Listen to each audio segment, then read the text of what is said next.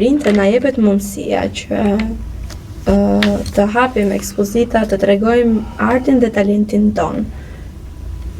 Ndoshta pa paguar shumë, ose të jetë një mbështetje për të rinjt një vend për një vend për shembull që mund të tregoni artin e talentin tuaj është këtu. Në kryeministri, në te Kodi. Aty ne bëjmë ekspozita. Nuk ka si pagesë.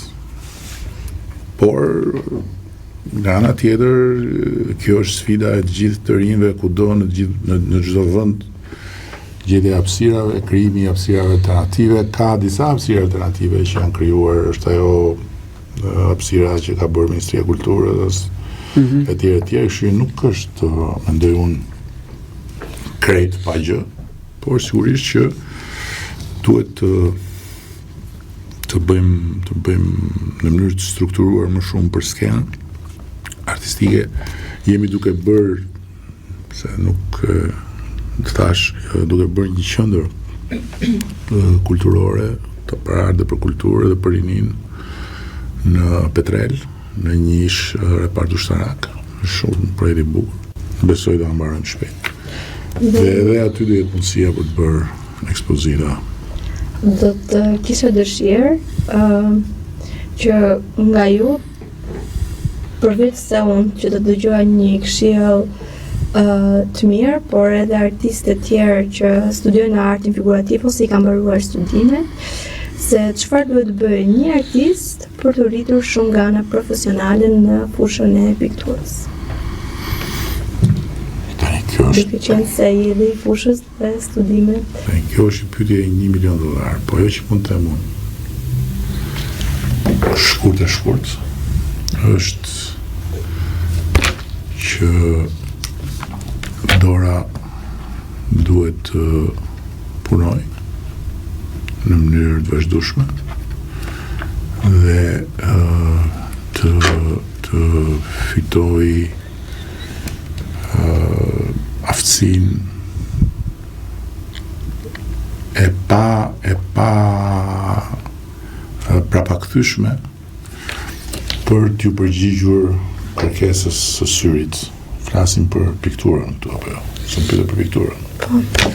Për t'ju përgjigjur kërkesës së syrit dhe të mendjes. Ndërkohë që syri duhet ushqyer në mënyrë të vazhdueshme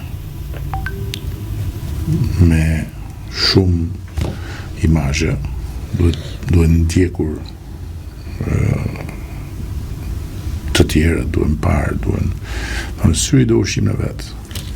Dhe mendja duhet stërvitur në mënyrë të vazhdueshme për të punuar me dorën, për të punuar me syrin. Dhe të treja së bashku duhet të jenë një orkestër në dispozicionin tënd, që gjithmonë më shumë të jenë në gjendje që të përshkruajnë personalitetin tënd dhe të bëhen instrumentat që ty t'javi mundësi të lësh gjurmën tënde. Tani, kjo është pak a shumë gjëja, pra duhet për mua vizatuar shumë, duhet provuar shumë, pikturuar, vizatuar, po vizatuar, unë vizatimin t'i besoj shumë. Dhe duhet ushqyer syri shumë. Dhe mund ta kem kënaqësinë dhe mundësinë nëse do të ishte mundur që t'i shikoja disa nga veprat e tua nga afër. Kjo që ka pritur më vështirë. Më veprat. Faleminderit. Mund ta marrësh biles, mund të ta dhuroj. Është nuk është e mbaruar, kuptohet, por është një shenjë që mund ta marrësh. Dhe disa nga veprat e artistëve me famë botërore janë gjysmë të papërfunduara, por kanë një vlerë shumë të madhe. Ndërkohë un kam një profil modest në Instagram, Edi Ramart. Edi Ramart. Aty më shohësh disa gjëra që kam bërë. Jo, Atë e kam parë, por e kisha pyetje në fakt nëse do t'i shikoja nga afër, sepse emocion që mund t'japi nga telefoni nuk e jep live. Dhe këtë e ka fuqinë dhe potencën një pikturë. Unë nuk bëj, është një vendim që e kam marrë prej kohësh që nuk bëj ekspozita në Shqipëri, sepse nuk dua të zë hapësirën askujt. Nuk dua të zë asnjë ditë, asnjë metër katror askujt tjetër, sepse dua unë jam thjesht një artist që po shkoj po bëj një ekspozit, po gjithë është influenca e autoritetit që kam sot që nuk duhet në asnjë mënyrë të pengoj asnjëri ose t'i bëj hije asnjëriu. Kështu që ekspozitat i bëj jashtë. Kur të kem ekspozitën e radhës, do të çoj fjalë që të shkosh a shikosh në ato udhëtimet e tua. Më shumë presim. Të rahat ta mbyllësh me pyetjen tënde. Se jeta juaj do të ishte një film, si me do të titulloj? Është pyetje si she përgatitur fare dhe se kam menduar një herë, po them që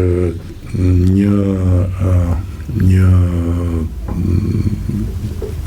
dikush goxha i famshëm më ka ardhur një herë me një projekt për të bërë një libër, jo një film, duke bazuar tek filmi i jetës time. Dhe ai më tha dua të punojmë tha bashk, por titullin tha nuk e negocioj. I thash, pse, si është ju, dhe më tha, bring me the head of Edi Rama. Më bini kokën e Edi Ramës. Dhe nise nga fakti që në gjithë këtë film shumë e kam dash këtë kokën time në kuptimin që për ta prerë. Po, so far so good. Ju falenderoj shumë, ishte po ke sjell një jeni dhe ju diku aty. Qytetarët ndërtit janë, s'po e ka përbavi. Po.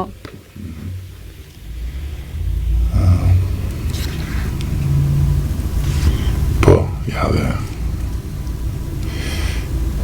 vërtet shumë